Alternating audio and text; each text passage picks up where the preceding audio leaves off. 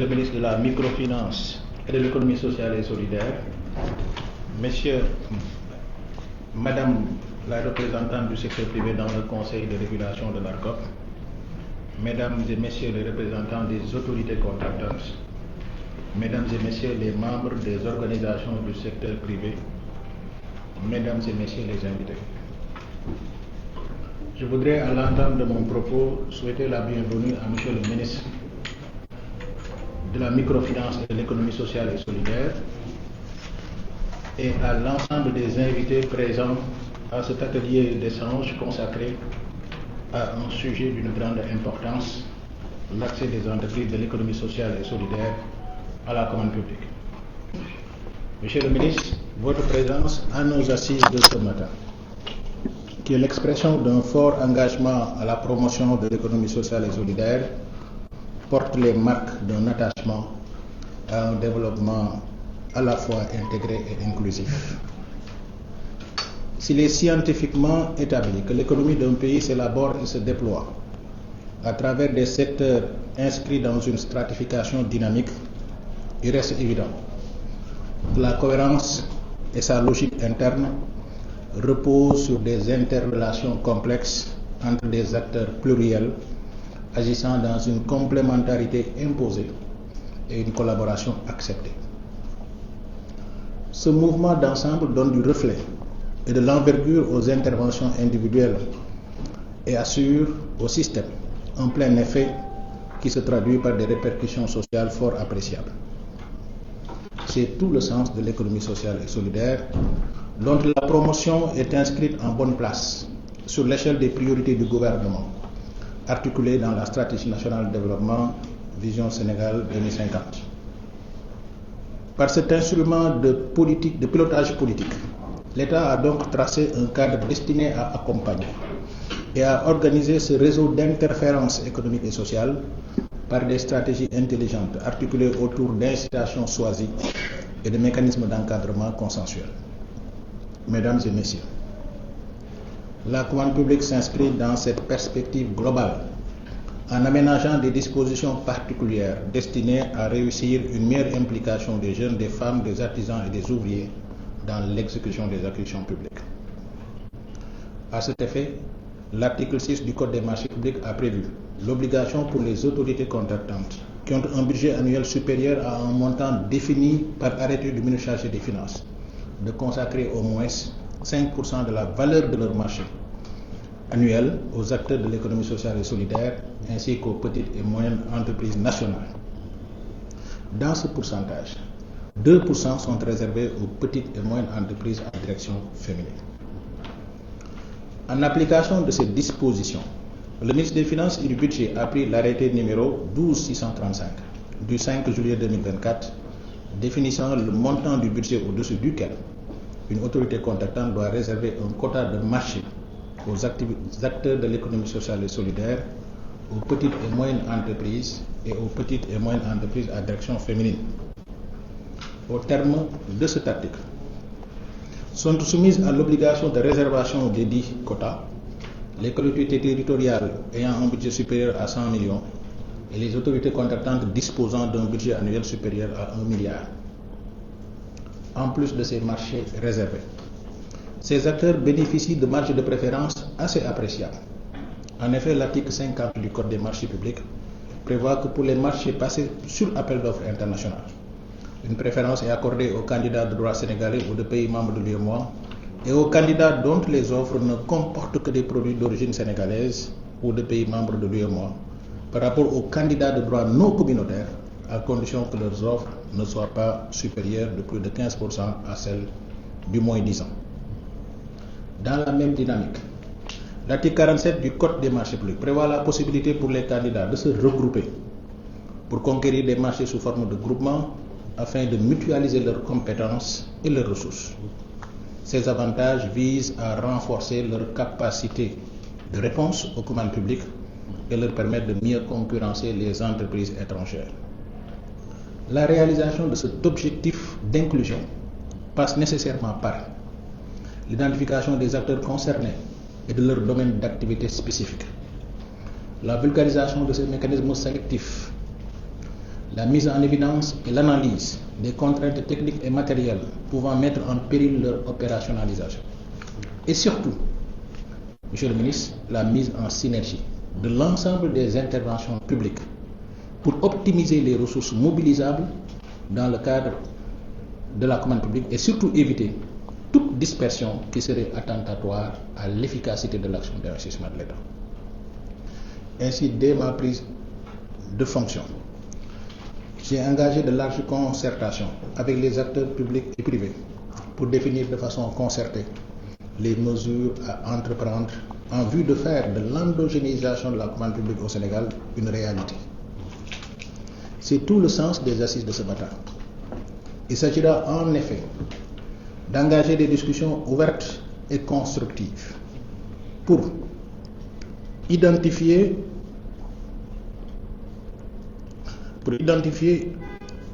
les difficultés et contraintes d'accès à la commande publique pour les acteurs de l'économie sociale et solidaire, pour identifier les autorités contractantes dont les marchés et contrats de partenariat public-privé intéressent les acteurs de l'économie sociale et solidaire, pour définir les conditions et l'opérationnalisation des mécanismes incitatifs consacrés pour élargir l'accès des acteurs de l'économie sociale et solidaire à la commande publique, pour formuler des recommandations concrètes et les modalités de leur mise en œuvre, et pour enfin définir un mécanisme de suivi-évaluation pour l'exécution régulière des recommandations qui seront issues de vos travaux. Mesdames et messieurs, chers invités, en réitérant notre parfaite reconnaissance à Monsieur le ministre, qui a accepté d'honorer de sa présence nos discussions de ce matin, malgré son agenda que l'on sait particulièrement serré, je m'engage à recruter toutes les énergies positives nécessaires pour donner suite à l'ensemble des conclusions qui seront tirées de vos travaux. Je vous remercie de votre aimable attention. Merci beaucoup, monsieur le directeur général, pour le docteur Moustapha Guité. Je signale que, comme tu viens de dire, dès sa prise de fonction, il a engagé l'ensemble des équipes à prendre les mesures nécessaires pour opérationnaliser les dispositions du vote et à consacrer l'organisation de la vente du compétence administrative de la nation. Si aujourd'hui le docteur Moustapha Guité a pu dérouler cela, c'est parce qu'il a un conseil de régulation financière. Et dans ce conseil, on a l'honneur de voir ici avoir une vraie patente, une charmante représentante de la féminine, une des promotrices de l'accès des femmes à la commande publique, et particulièrement les acteurs sociaux solidaires. Je veux dire, Mme Khalifa Khan, je vous prie de l'applaudir. Merci beaucoup. Merci beaucoup, Baye. Je voudrais commencer mon propos par saluer avec déférence la présence de notre ministre de tutelle dans ce sujet de l'économie sociale et solidaire. Monsieur le ministre, je vais vous saluer et me réjouir de votre présence. Monsieur le directeur général de l'ARCOP, je n'aurais pu m'abstenir de tenir des propos après ce que vous venez d'étaler comme situation de votre combat. Même si vous êtes là depuis pas trop longtemps, vous avez porté à bras le corps cette question de l'accès des populations à la commande publique depuis que vous êtes arrivé. Je peux en témoigner. Parce que ceci est un combat dans lequel vous m'avez trouvé, comme l'a insinué Baye, près de 20 ans de combat pour l'équité et l'égalité des genres. Et c'est à ce sujet que je me suis retrouvé depuis 2020. Dans cette instance, monsieur le directeur général, je voudrais remercier vos efforts et témoigner vos efforts devant le ministre, qui certainement a bien compris votre propos à propos des synergies. Parce que le gouvernement, l'État, c'est toujours un et indivisible. Tous les textes sont bien écrits, nous le reconnaissons. Le problème, c'est l'application, et l'application, c'est nous, c'est vous, c'est les détenteurs de pouvoir au nom des forces publiques, de mettre en œuvre ce que les textes ont demandé. Et voici qu'aujourd'hui, c'est cela qui explique la tenue de ce forum d'aujourd'hui. Je n'étais pas censé prendre la parole après Dr Djité, qui a dit ce que nous faisons au niveau de l'ARCOP. Notre combat, les arrêtés qu'il a fallu aller chercher vers le ministre des Finances, l'encadrement de la décision ô combien importante de donner 5% aux entreprises en général. C'est là que nous nous retrouvons avec l'économie sociale et solidaire, mais que les 2% spécifiques aux entreprises de femmes, que ça soit encadré et libellé de manière à ce que nul n'en ignore. Et en cela, il nous faut remercier le directeur général Djité, mais il nous faut remercier le gouvernement qui a permis en tout cas que l'on puisse depuis lors faire ces enjambées et les faire ensemble. Ce n'est pas le faire qui est le problème, parce que chacun était là de son côté à travailler. Mais le fait d'aller en synergie et de comprendre chacun en ce qui le concerne, que la liberté de ses textes et de son pouvoir s'arrête là où commence celle des autres. Voilà en tout cas ce que j'apprécie dans le travail d'aujourd'hui, monsieur le ministre. Je voudrais vraiment vous témoigner, en dehors du fait de notre partenariat de l'AFAO qui a obtenu votre agrément depuis que vous êtes arrivé. L'économie sociale et solidaire, si on devait en parler, effectivement, ses racines au niveau endogène, comme aime à le dire le docteur Djité, au niveau national, il s'agit de repenser une autre forme, un autre ordre mondial pour l'économie des uns et des autres. Le monde n'est pas pauvre, mais le monde comporte des injustices dans la répartition des ressources. Et ça, c'est un combat que nous ne pouvons pas, en tout cas, prétendre gagner seuls. Mais nous pouvons les atténuer avec nous, nos mesures internes, avec notre démarche, avec notre intelligence, pour faire en sorte que les populations ne continuent pas à souffrir, manquant de tout pendant que d'autres accumulent tout. Et c'est ça un peu l'enjeu de l'économie sociale et solidaire. Et je pense que, monsieur le ministre, le combat que vous menez a été extrêmement bien porté par monsieur le directeur de cabinet ici assis, qui appelle, qui vérifie, qui regarde. Et c'est comme ça qu'on doit servir l'État. En servant l'État, il ne s'agit pas de s'asseoir dans les bureaux climatisés et de se garder, d'attendre que les populations viennent. Souvent, les populations ne savent pas où trouver les grands décideurs. Et c'est l'importance de telles activités pour que les populations comprennent que l'État travaille pour elles. Et que l'État a mis en place beaucoup de dispositifs qui allégeraient les choses si tout le monde l'aura appliqué comme il faut. Monsieur le ministre, c'est ce que je voulais vraiment, ce sur quoi je voulais insister et paraphraser le DG quand il dit que d'aller en synergie, une synergie d'action pour l'État. Mais l'État, c'est indivisible. Comme personne ne peut pas tout faire, c'est l'objet des répartitions des ministères. Chaque ministère a un maillon à faire et l'autre doit le compléter par ses actions, par ses textes, par son ouverture d'esprit envers les populations. Je suis tellement à l'aise pour parler de ça, Baye vous l'a dit. Je siège au niveau de l'ARCOP au nom des femmes, au nom des populations. C'est la raison pour laquelle de telles actions me concernent directement. Directement parce que c'est pour ça ce qui justifie notre présence au niveau de ces instances étatiques, pour rappeler à ceux qui l'auraient ignoré que la plus grande partie de la population ne sait pas comment elle doit trouver les ressources des marchés publics, c'est-à-dire les jeunes et les femmes, et même les personnes en situation de handicap. Que l'État ait pris des dispositions mérite d'être vulgarisé. Et j'ai l'habitude de dire au niveau de nos séances qu'il y a lieu de préparer véritablement une campagne de plaidoyer et d'information, de sensibilisation pour sortir ces textes. Nous les avons dans les tiroirs, les autres les ont en tête, mais ceux qui sont les vrais concernés, il faut multiplier des actions comme ça pour qu'ils sachent que véritablement il y a une chose à prendre. Monsieur le directeur général, je vais insister sur Je ne sais pas si elles sont dans la salle, les autorités contractantes. Parce qu'en vérité, à la fin de la récréation, c'est les autorités contractantes qui donnent les marchés. Si on le comprend comme tel, le combat du ministre, le combat du DG ne va aboutir que si les autorités contractantes ont le même engagement et la même détermination de faire en sorte que les ressources qui sont en leur possession puissent arriver le plus diversement possible vers ceux qui en ont le besoin. Ce n'est pas quelque chose qu'on donne, mais qu'on organise le mérite. Parce que même le mérite s'organise.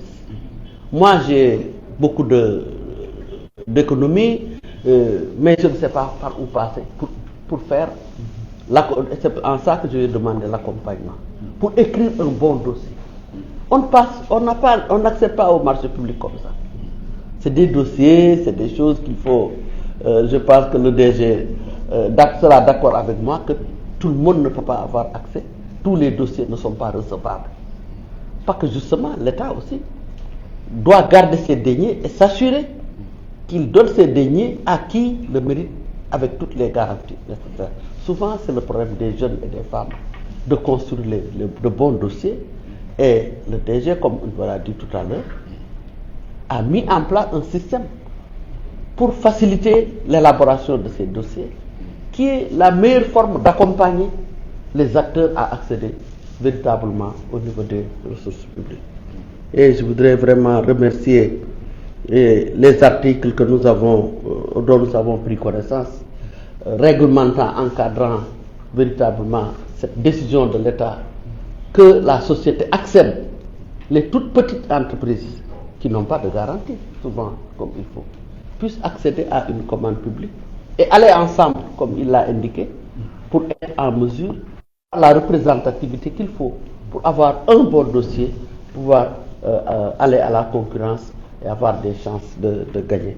C'est en cela que je voudrais vraiment me réjouir d'être là et de continuer, en tout cas de renforcer ce que le DG vient de dire et ce que nous vivons ensemble.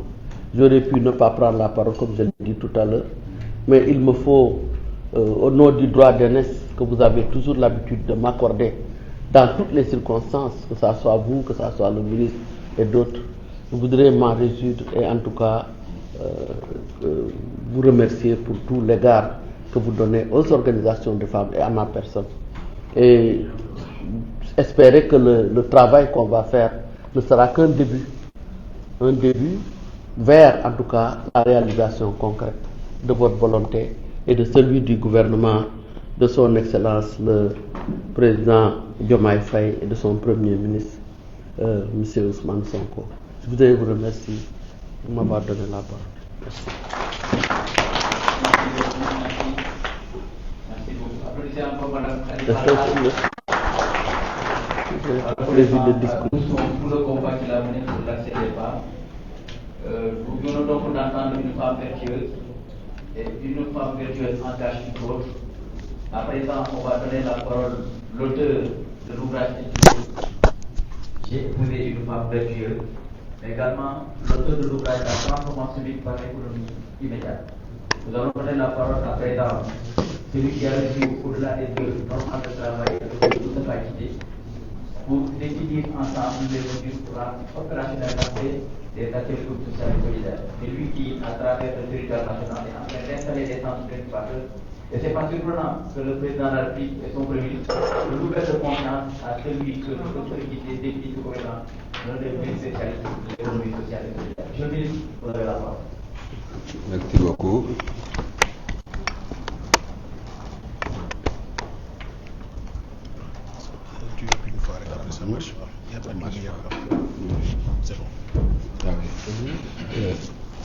Monsieur le directeur général de l'Agence de régulation des commandes publiques, ARCOP, Mesdames et Messieurs les représentants des ministères, points focaux, économie sociale et solidaire, honorables représentants des collectivités territoriales et autorités contractantes,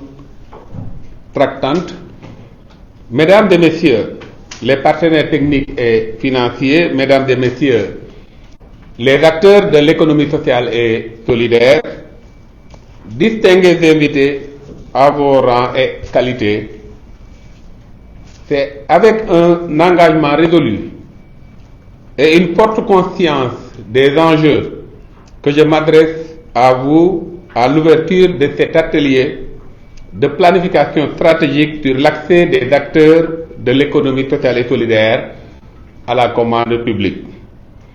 En effet, garantir un meilleur accès des acteurs de l'ESS à la commande publique constitue une problématique majeure, porteuse d'avenir pour notre économie et amorce de matérialisation d'une attente forte d'une partie importante de la population.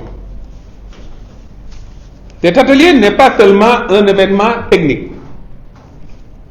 Il traduit en acte la vision du gouvernement sous la haute impulsion de son Excellence le président Bassirou Diomaye Diakhar Faye et la conduite éclairée de son Premier ministre Ousmane Sonko, en visant à faire de la commande publique non seulement un puissant instrument de régulation économique, mais également un moteur d'inclusion, de justice sociale et de développement durable pour nos territoires. Nous sommes ici aujourd'hui pour acter ensemble un tournant historique, celui où la commande publique devient une véritable clé de transformation structurelle de notre économie. Mesdames et messieurs, l'article 6 du marché public, pilier central de notre cadre juridique, prévoit dans son dernier alinéa que les autorités contractantes doivent réserver au moins 5% de la valeur totale de leur marché annuel aux acteurs de l'ESS et aux PME nationales, dont 2% spécifiquement destinés aux PME dirigées par des femmes. Cette disposition de haute portée stratégique a pour objectif de valoriser les initiatives locales et de garantir à notre économie sociale et solidaire une place de choix dans les marchés publics. L'arrêté ministériel numéro 12-635 du 5 juillet 2024 vient concrétiser cette norme en fixant des seuils budgétaires pour appliquer ces quotas. Ces mesures ne sont pas seulement une obligation légale, elles sont un acte de solidarité nationale, un véritable engagement pour la participation effective des organisations de l'ESS dans notre économie formelle. La loi d'orientation sur l'ESS, adoptée en 2021, a lancé cet élan en offrant aux associations, coopératives, mutuelles et entreprises sociales une garantie juridique de participer pleinement à la commande publique.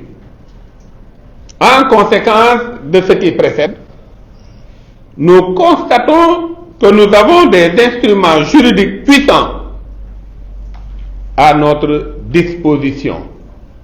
Mais il nous reste à en concrétiser la mise en œuvre pour produire un maximum d'impact socio-économique.